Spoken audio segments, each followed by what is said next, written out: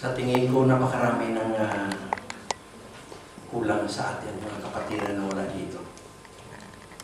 Ngunit kung isipin ko natin, mga kapatid, no, maraming bakanting upuan. Ngunit kung malalaman natin kung gaano kahalaga ang ating pagpupuri, punong-puno po tayo dito ngayon.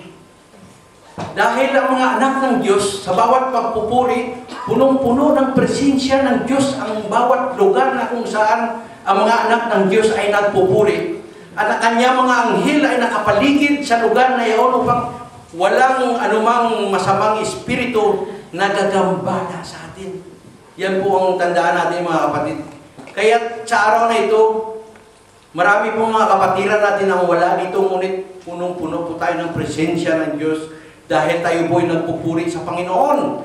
Naririto ang mga anghel ng Diyos nagbabantay sa atin.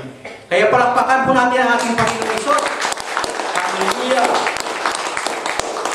At isang magandang pagkakataon naman sa bawat tao.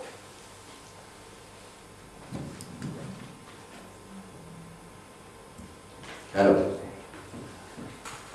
Na binigyan ng pagkakataon na tumayo sa harap ng kanyang mga kapatid upang mangaral sa salita ng Diyos.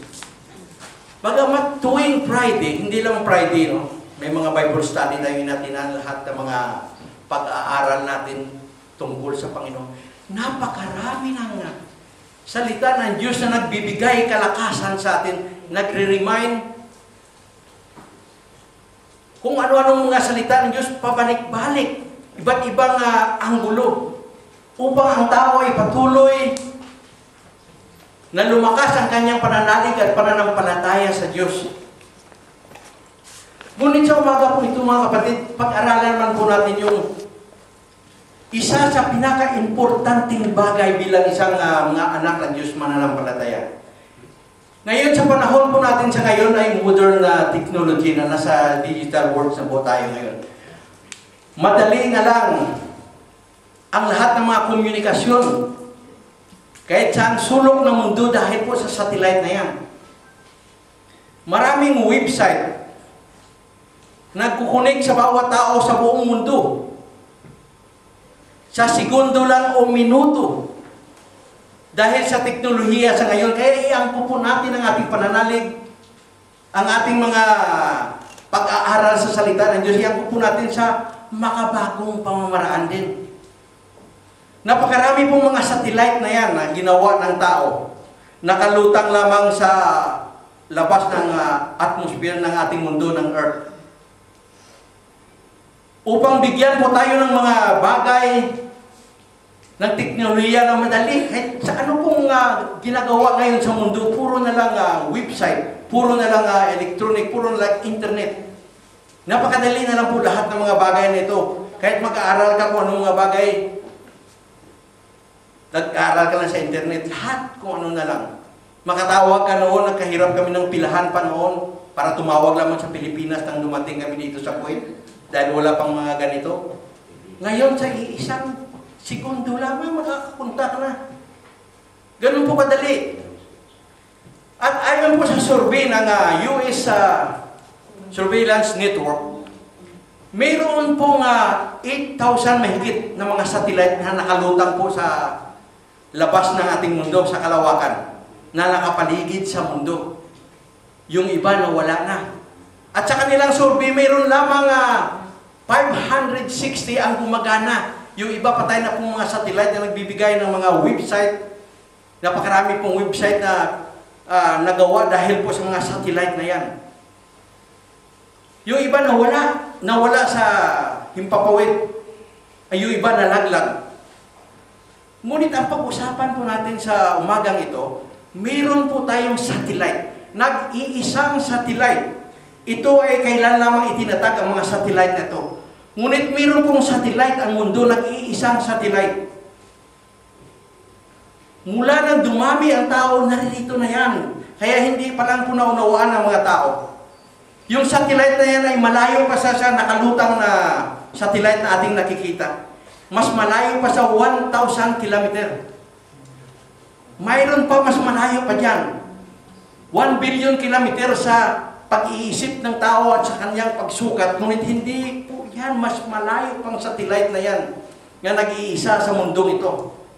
Mas malayo pa sa 1 billion kilometer. Yun sa imahinasyon ng pagsukat ng tao. Ngunit ang satellite na yan na tinutukoy ko mula pa ng itinatag, mula pa ng simulang dumami ang tao, ay halos hindi na maabot ng isipan ng tao susukatin. 1,000 light year. Ibig sabihin po, 1,000 taon sa speed of light.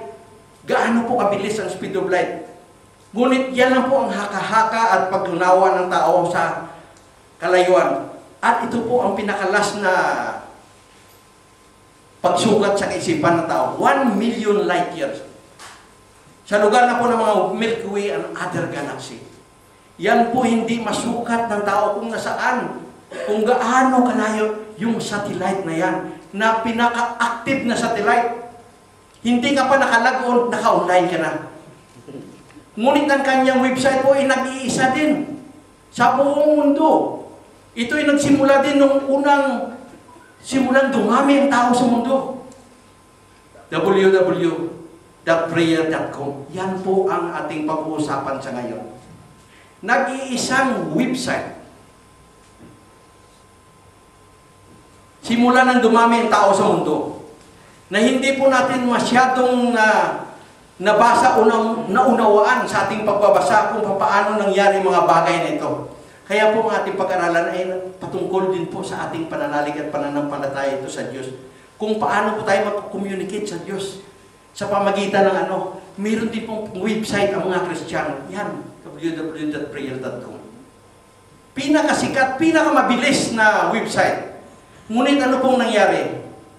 Most forsaken website by today's Christian. Purihin pong Panginoon. Madalang lang po ang mga Kristiyano, hindi naman lahat. Ngunit karamihan, binabaliwala lang po ang website na to. Ngunit basahin po natin ang ating text sa umagang ito. Call to me and I will answer you and show you great things and mighty things which you do not know. Ganun po kadali ang ating website na yan. Kaya saglit po tayong manalangin. Bawal natin ating mga heads upang puri sa Panginoon. Lord, sa oras na ito, dakilang Diyos na mang sumasalangit. Sa pangalan po ng Panginoong Hesus. Buksan mo po ang aming pag-iisip, Panginoon, ang aming pangunawa, Lord, sa kalagahan, Panginoon, ng iyong mensahe sa umagang ito, Lord. Anuhin mo po, Panginoon, ang bawat isa sa amin, aming pandinig, at ang iyong lingkod, Panginoon. Lord, naunawaan namin, Panginoon, sa aming buhay, at ipamumuhay namin, Panginoon, ang bawat mensahe mo, Diyos, sa iyong mga anak. Sa pangalan po ng Panginoong Hesus. Amen. Most forsaken website by today's Christian. Bakit masabi natin yung mga ganyan, mga kapatid? Through internet, mostly, we have time to do something that consume our time and energy. Aminin natin at hindi yan pong nangyayari. Mahabang oras at panahon ang ginugugol ng bawat isa. Sa pamagitan po ng pagbukas ng internet, Facebook, lahat po ng mga nasa sakupan po ng website o ano po man sa modern technology natin. Ito po ang kadalasan na nangyari. Ng ating po napag-alaman, totoo po yan. Kaya anong nangyari po yan ganito? They drain the spirit right out of us.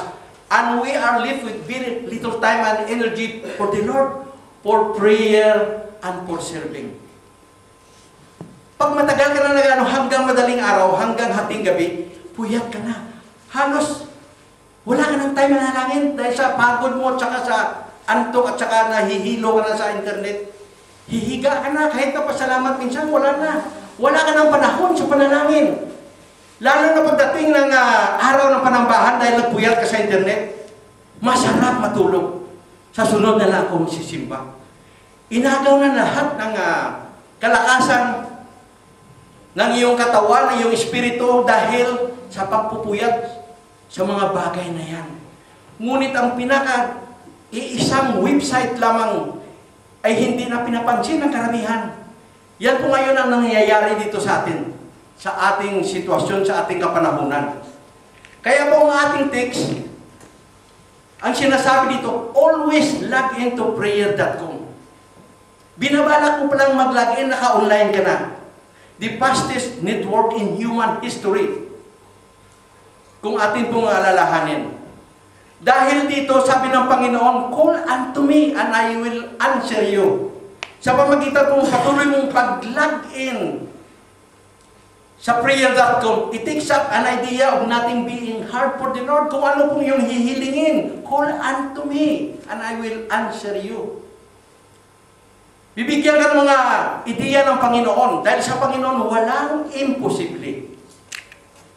Kaya kung ating pag-uusapan ay napakasimpleng bagay lang na alam na po natin. Ngunit, hindi natin pinapansin at hindi natin tinutunan at binibigyan ng halaga yung mga bagay na yan na kailangan ng ating espiritu.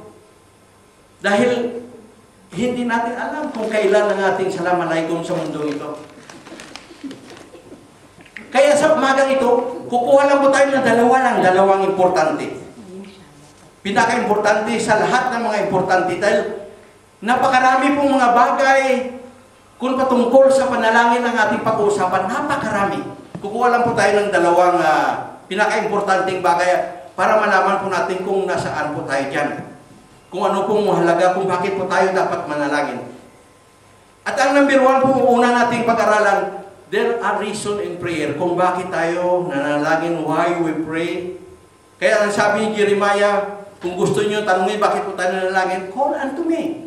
Sabi ng Panginoon kay Jeremiah, at sasagutin tayo ng Panginoon.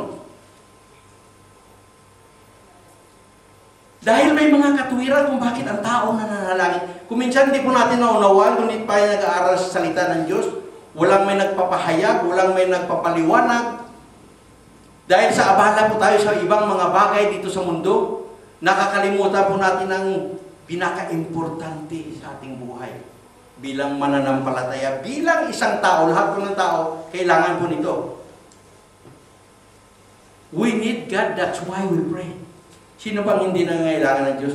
Lahat ng bagay nagmumula sa Diyos, ang ating espiritu nagmumula sa Diyos, ang ating kalakasan nagmumula sa Diyos.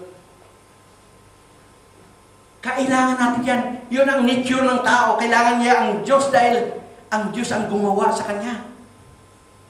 That's why we pray. That is one reason na kailangan natin manalangin. To recognize our dependence upon our Creator. Para makilala natin ang ating pagdidepende sa Diyos na wala tayong magagawa sa ating sarili lamang. Kailangan ng lahat, ididepende natin sa Panginoon. Kaya nanalangin tayo upang mapakilala natin ang ating pagdidepende, pag-asa, pagkilala sa Diyos lamang. To express our gratitude for His blessing. Paano mo mapaabot sa Panginoon ang iyong pasasalamat o yung utang na loob mo sa Diyos sa lahat ng bagay? Alangan naman isigaw mo sa Panginoon sa pamagitan mo ng panalangin. Kaya nagpapasalamat tayo, nananalangin po tayo para mapaabot natin sa Panginoon. Hindi lamang yung natatanggap natin sa araw-araw kung ano, marami pang mga bagay, higit sa lahat sa mananampalataya, yung grace. Dahil sa kabaitan ng Diyos, dahil sa grasya ng Diyos tayo nangaligtas, paano mo mapaabot yung gratitude mo sa Panginoon? Sa pamagitan ng panalangin, kaya nanalangin po tayo. Kahit sa pag-umpisa natin at yung mga gawain, nanalangin po tayo. Kaya importante, that's why we pray. The reason why we pray. Kailangan po natin mga bagay na yan. At ang pangalawa, God commanded us to pray. Ito po yung utos ng Diyos sa atin. Kung babasahin po natin sa Luke chapter 8 verse 1, sa sinabi ng Panginoon Diyos na dapat ang tao ay manalangin palagi. Nang huwag mang lupaypay. Kagaya ng inutos ng Panginoon na nangyari sa kanyang mga parabola. That men ought always to pray. Kailangan talaga natin na may sa isang bayan may isang judge na hindi natatakot sa Diyos, walang kinikilalang tao o walang sinasantong tao yung judge na yan. Ngunit may isang babaeng balo na palagi siyang ginagambala. Yun ang parabula ng Panginoon Hesus sa Luke. Halos naiinis na yung judge na yan, ay halos araw-araw palagi na lang naihingi siya ng hostisya. Mukhang naapi itong babae. Kaya nang nagsawa na yung judge, sabi niya, igagawad ko na ang nararapat sa babae ito po upang huwag akong gambalain. Dahil ang babae ito parang inapi. Ang ibig sabihin ng Panginoon dyan, God commanded us to pray. Kahit anumang mga bagay sa mga pangyayari sa ating buhay, palagi po tayong manalangin, ipasa Diyos natin ang mga bagay na yan. Dahil ang paghuhusga, dahil ang paghuhukom ay nasa Diyos. At ang tao dapat palagi na manalangin sa Diyos upang lalong lumapit ang tao at make us draw near to God. Yan po ang ibig ng Panginoon dahil alam niya ang tao lang magagawa sa kanyang sarili. Minsan malakas tayo, minsan may isang ugat lang nakaipit sa ating mga paa, hindi na nga tayo makahakbang. Alam ng Diyos ang mga bagay na yan. Kaya kailangan na natin na manalangin palagi. Yan po ang utos ng Diyos sa atin. Kaya yun ang mga reason why we pray. Isa po yan. Yan ang utos ng Panginoon. Tandaan po natin. Prayer pleasures the heart of God. Isipin po natin mga bagay na yan. Paano natin ma-pleasures ang Panginoon? Sa pamagitan po ng ating patuloy na kipag-companion, ikisama sa Diyos.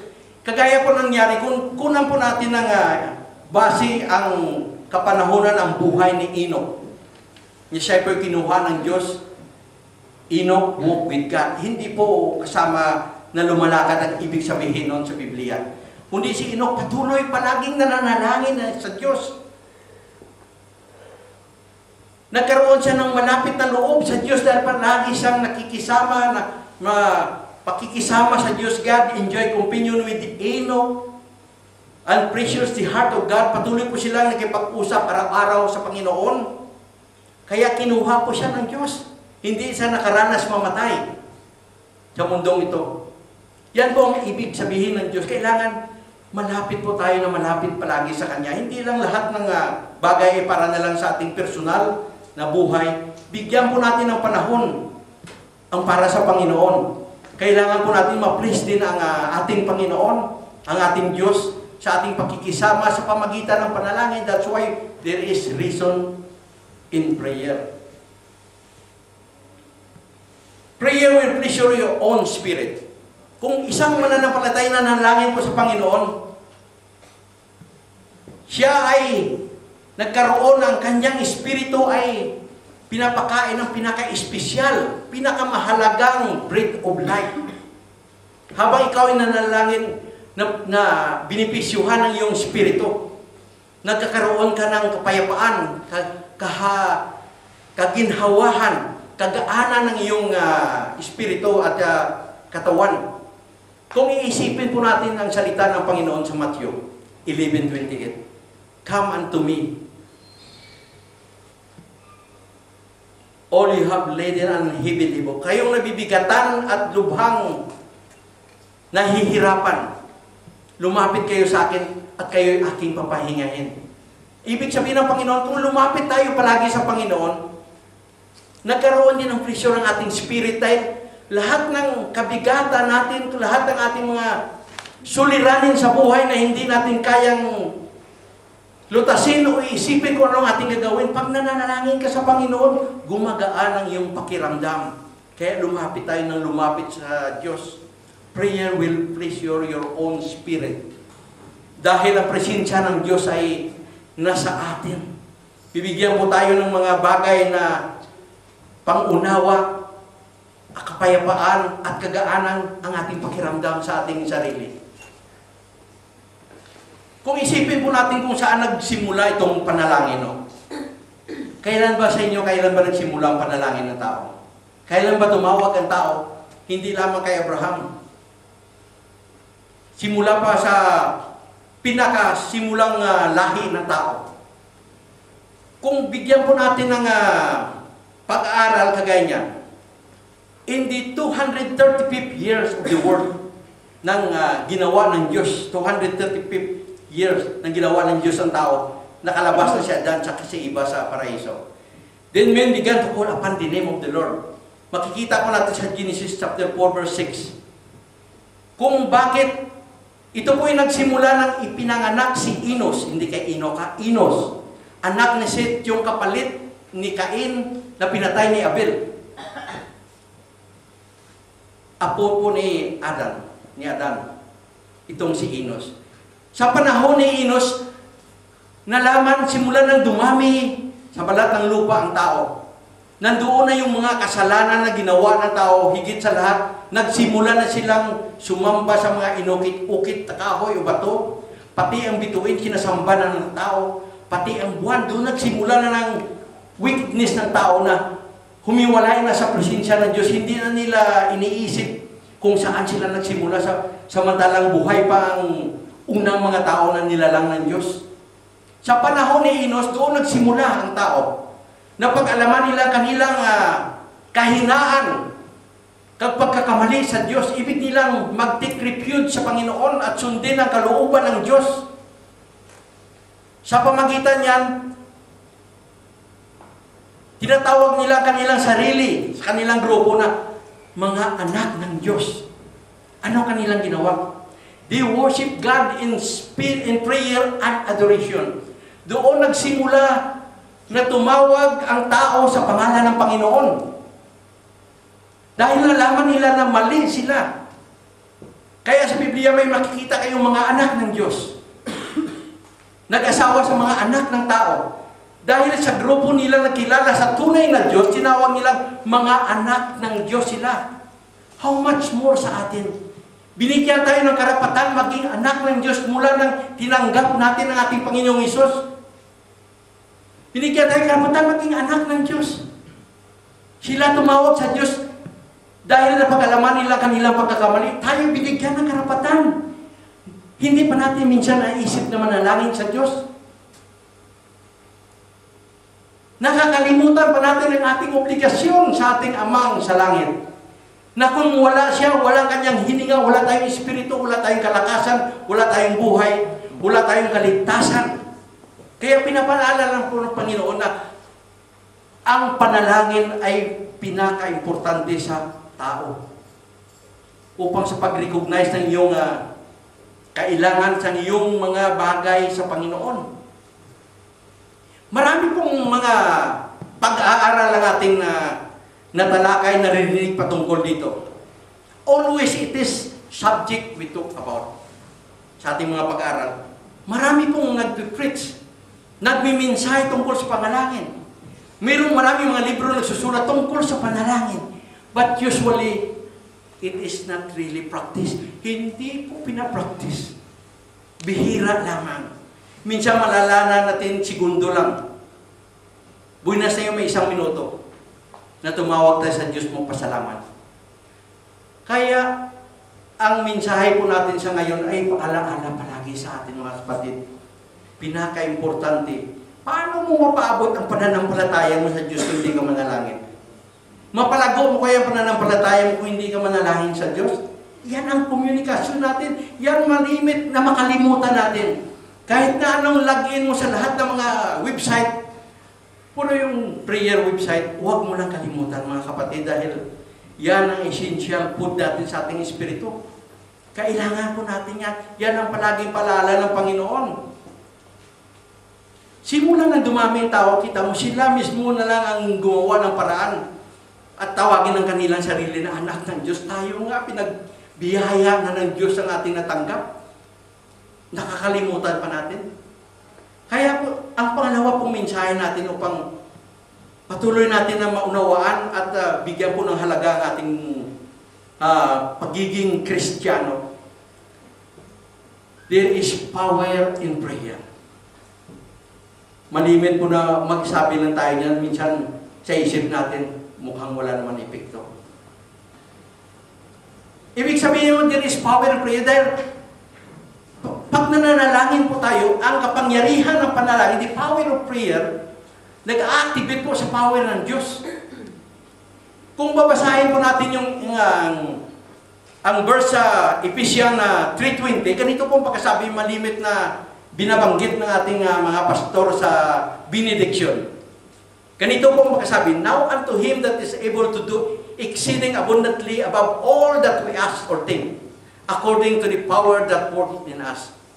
Yun po, kung paano po natin na manalangin tayo, yung kapangyarihan o power ng panalangin, bago po tayo natin isipin, bago po natin gawin na manalangin tayo, alam na ng Diyos kung anong, dahil siya po yung makapangyarihan. Kaya sa ating text po ay ganito, sabi ni Diyos sa Jeremiah, ipapakita and show you great and mighty things which you don't know. Na hindi po natin alam kung tayo po mananalangin, ipakita po ng Diyos yan. Tandaan po natin, bawat manalangin po tayo, there is power in prayer. One of the greatest weapon of life, yun pong panalangin. Malimit na palagi po tayong natatalo. Masasabi natin greatest weapon of life, ang panalangin. Ngunit, pag palagi po natatalo, ibig sabihin po, hindi natin ginagamit yung greatest weapon natin. Yung panalangin.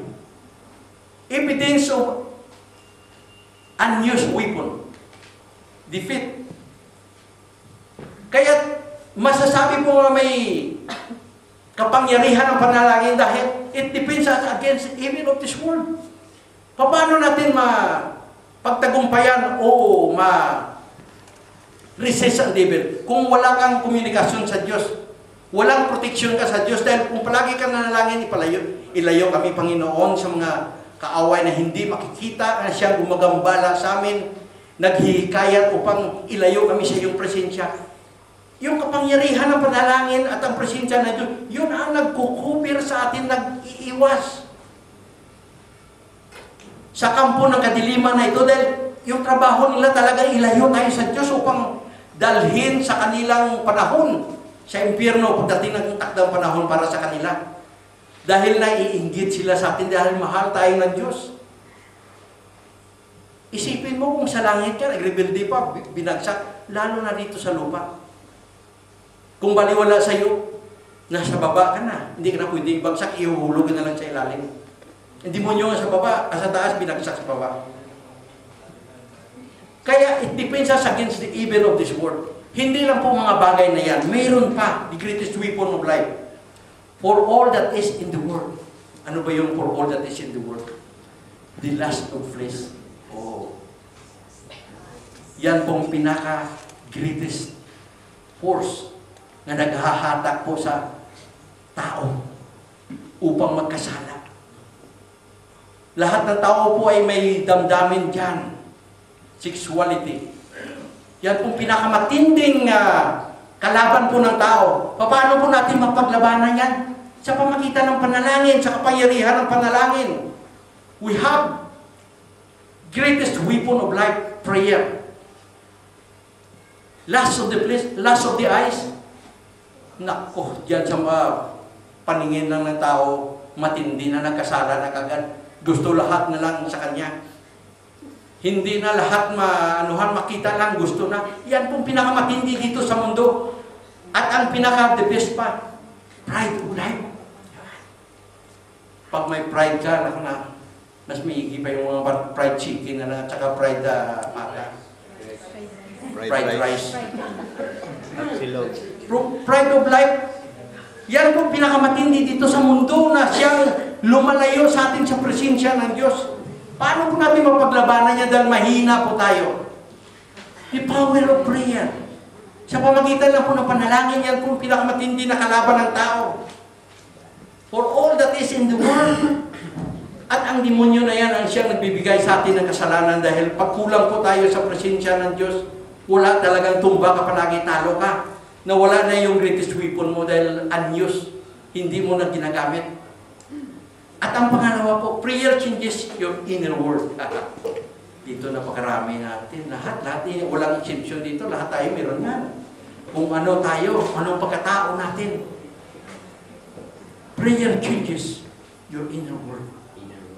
Kung bugnutin ka, palagi ka nanalangin, mawawala yan unti-unti. Pag sumpungin ka, ganun din.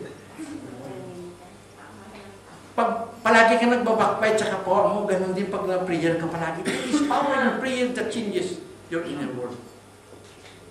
Pag palagi kang late sa panambahan, palagi, manalangin ka palagi, babaguhin ka ng Diyos, maaga ka na palagi dadalo dito sa kagaya nito.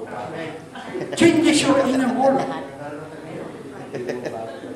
Kahit na anong bagay, kahit na anong marinig mo sa iglesia, kahit na tampuhin ka po, ang dami hindi natin kaya nagsaysahin yung mga pagkatao natin. Ngunit sa panalangin, mayroong kapangyarihan. Prayer changes your inner world. Napakarami niyan. Yan pong kalagahan kung ba, there is power in prayer. Ibig sabihin ng mensahe ng Diyos ngayon, para palagi po natin maunawaan ang mga bagay na yan. Hindi, maraming mga mensahe ng Diyos na nagpapalakas sa atin, nagbibigay sa atin ng iba't ibang anggulo sa buhay na magiging matatag tayo sa pananampalataya. Paano natin mapaabot sa Diyos ang lahat ng mga bagay kung hindi sa panalangin, alangan naman isigaw natin sa Diyos? By prayer. Tagtandaan po natin, there is power. Lahat. Dahil pag palagi po tayo nanalangin kung ano pong ibig natin baguhin sa ating sarili na hindi po natin kaya, napakarami pong mga bagay, bisyo, lahat, pag-uugali, lahat na lang. Pagpatuloy ka na lang, the power of prayer and the peace and presence of God will fill you. Pupunuan ka ng presensya ng Diyos palagi at ang kanyang kapayapaan. Kaya nga pag magalitin ka, unti-unti ka nang hindi na magalitin. Kung tampuhin ka, unti-unti na nawawala yung tampo mo.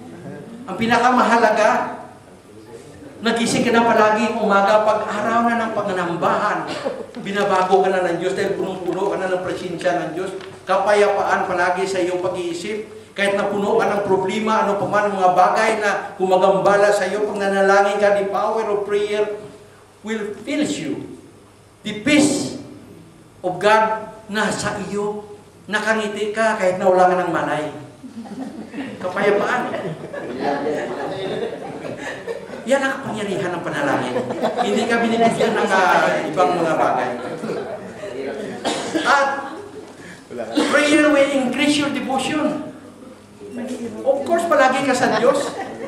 Yung kapangyarihan ng panalangin ay bibigyan ka ng kalakasan sa iyong pananampalataya. Will increase your devotion. Kasi palagi ka nang lumalapit sa Diyos. Yan ang ng power of prayer. At ang pangatlo, uncommon miracles will happen. Oh, uncommon miracles. Napakarami po yan. Iba't ibang anggulo sa buhay ng tao, mga uncommon. Hindi mga common ng mga miracles sa buhay ng tao. Bibigyan po natin ng kunting ilustrasyon. Ano yung mga uncommon? Sa loob nga lang po ng iglesia. Nung mag-anniversary tayo, bago mag-anniversary, palagi sa prayer meeting, Panginoon, i-bless mo po ang pangangailangan ng iyong iglesia. Katugunin mo po lahat. Ang katagumpayan po, Panginoon, ay amin ang natatanggap. Sa prayer pa lang yan, wala pa, hindi pa dumarating, ilang buwan pa. Palagi pinapanalangin, uncommon pagdating. Dahil pinapalangin ang mga bagay na hindi pa natin nakikita, nandoon ang power ng prayer na umaabot, nag-activate sa kapangyarihan ng Diyos. Wala tayong pinanghawakan na pira, ngunit natustusan natin lahat ng mga pangailangan. Tagumpay ang ating anniversary na hindi natin naisip kung ano pa nga pangyayari. Ang saya ganun din. Sino makakalang ganun ang mga nangyari sa pagtitipon ng saya sa International Youth? Isang uncommon miracle din yan. Pati gastos, pati mga pangyayari. Ngunit may isa pa na pinaka-the best pag na uncommon na miracles happen. Dahil sa power ng prayer, pinapalangin tuwing prayer meeting. Kasi wala kayo eh. Hindi nawawala sa panalangin na may Panginoon, katugunin mo ang financial problem natin, church. Magkano binabayaran natin ito? Cheap na tuwing Friday. Yung ating opisina. Pag hinipo ka ng Diyos dahil sa panalangin niya, Panginoon, hipuin mong lahat ng mga nasasakupan ng Logos Church, ang ating mga membro, sa pagbigay. Pag nagbigay ka ng tithes mo sa buwan na ito, uncommon miracles na yan. Dahil sa mga iba mga buwan, hindi ka nagbibigay. Isang halimbawa na yan. Yan ang power ng prayer. Hinihipo niyang tao, wala naman siya pilitan dito. Ngunit ang presensya ng Diyos ay siyang humihipo sa iyo dahil sa kapangyarihan ng panalangin, dahil mabisa ang panalangin. Kaya i-emphasize po natin yan, na kailangan po nating manalangin sa, hindi lang sa mga bagay na yan. Yan, example ko lang dahil nandito po tayo. Dahil sa ating sarili, sa iba't ibang anggulo ng ating buhay, hindi lahat natin malaman kung ano pang mga bagay na yan. Marami pong mga uncommon miracles na nangyayari dahil sa kapangyarihan ng panalangin. God hears our cry as we cry. Mahirap intindihin. Ibig sabihin niya po yan sa sulat ni Isaiah. Bago po tayo mag-log-in, o bago po tayo manalangin sa Diyos, alam na ng Diyos kung anong pangangailangan natin. Habang nanalangin tayo sa Kanya, dinidinig niya na ang ating mga kailangan, ating mga hinaing, ating mga karaingan sa pamagitan ng panalangin. Dahil yung prayer natin, yung kapangyarihan ng prayer natin, ay umaabot sa pandinig ng Diyos. God hears our cry as we cry. Kaya po palagi po tayo mag-log in sa prayer.com. Dahil yung satellite natin hindi maabot sa isipan at sa pang sukat sa isipan ng tao na hindi na makita kung ano mang telescope. Dahil ang Diyos ang ating satellite. Uncommon miracles. At yan po ang diferensya sa atin. Minsan nanalangin tayo. Kailangan po tayo, may patient po tayo sa paghintay. Kasi minsan pag sinabi nanalangin tayo, pag tingin natin, wala pa. Wala tayo pong patient. We do not know how to wait and watch. Gusto natin pagtapos natin panalangin, nandiyan na kaagad. Kaya po nangyayari, hintayin natin dahil yung prayer may power. Para dumating yung mga uncommon miracles ayon sa kalooban ng Diyos. May isa pong kwento noon, panahon na sa isang bayan po mayroong isang malaking simbahan. Marami pong mga churches, no? Na ang mga tao doon ay puro konserbatibo, matitindi. Dahil sa unang panahon noon, kahit makita lang yung tuhod mo, bawal na yan eh. Mayroong isang negosyante na dahil sa bayan na yun ay talagang tahimik na walang aliwan ng tao. Mayroon pong nagpatayo ng tavern. Ibig sabihin, diskuhan, nightclub, inuman, lahat na lang. Na-concern ngayon yung isang malaking simbahan dahil malapit sa kanila na puro konserbatibo ang mga tao. Nag-meeting-meeting ngayon ng mga elders, pastors, at mga membro. Kailangan manalangin tayo. Nagbuo sila ng prayer warrior. Chain prayer. Araw-gabi. Sunod-sunod. Walang hinto. Lord, mag-intervene ka. Na hindi matuloy yung, hindi magbubukas yung tabirna na yan dahil may influensya ng aming mga kabataan, ng aming mga membro. Hindi maganda sa paningin, Panginoon. Hindi makalangit yan. Matindi kanilang panalangin. They believe in the prayer, in the power of prayer. Tamang may chain prayer sila, matindi panalangin nila. Noong isang gabi, medyo maulap at sumama ang panahon. Ngunit walang hinto ang kanilang palangin. Araw-gabi, may chain prayer, may naka-assign ng mga prayer warrior. Yun na ang tapikon nila, mag-intervene ng Diyos na hindi matuloy yung taberna na yan na bubuksan, na malapit ng bubuksan. Dumilim ang panahon at lumalakas, may mga kulog at kidlat. Tinamaan ngayon ang taberna na sunod na tupok. Tuwang-tuwa sila. Napag-alaman ng may-ari ng taberna, inakusahan sila sa husgado.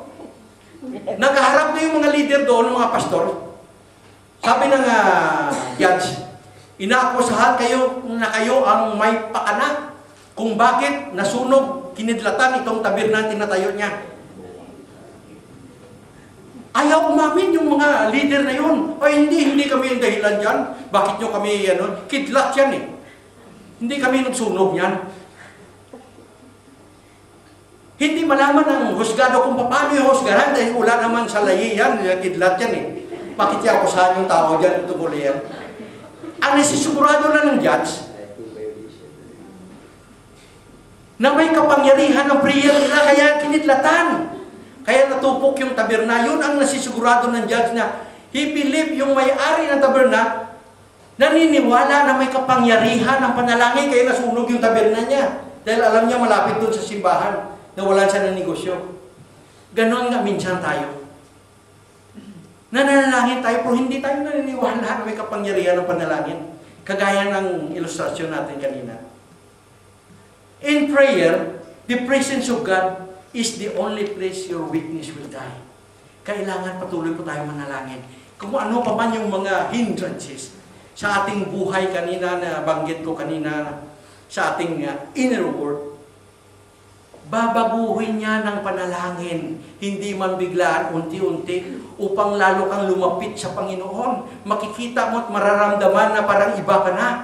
Palagi ka nang nananalangin sa Diyos.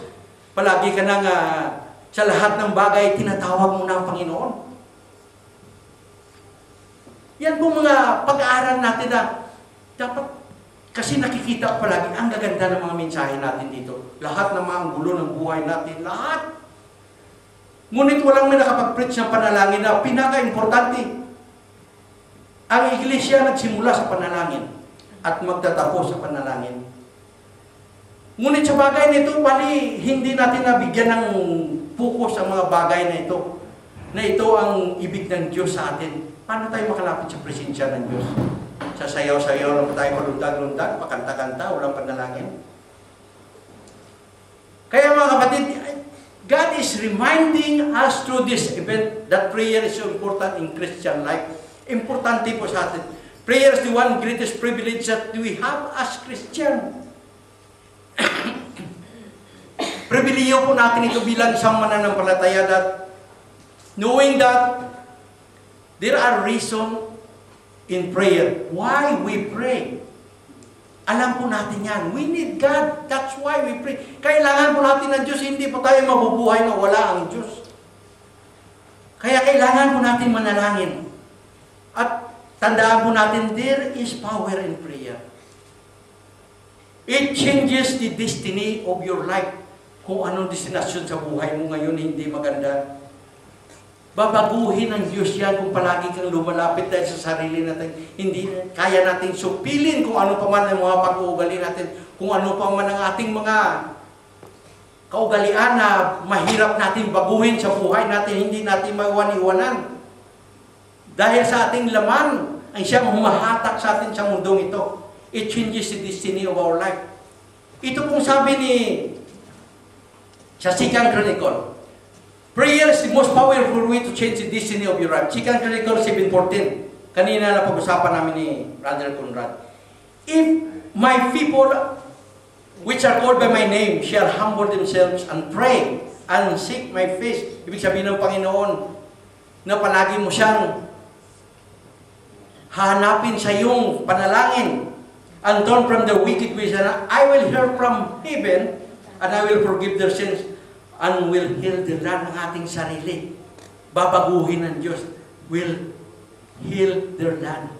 Babaguhin ng Diyos mga bagay na yan sa pamagitan ng panalangin, mga kapatid. Doon natin mabago ang lahat ng buhay. Sarili natin, hindi natin kayang baguhin. Sabihin natin maminsan, pagbagong taon, New Year Resolution, wala yan. Prayer. Yun ang makapagbabago sa iyo. Now, there are things that we can do better in this year. But prayer is so important.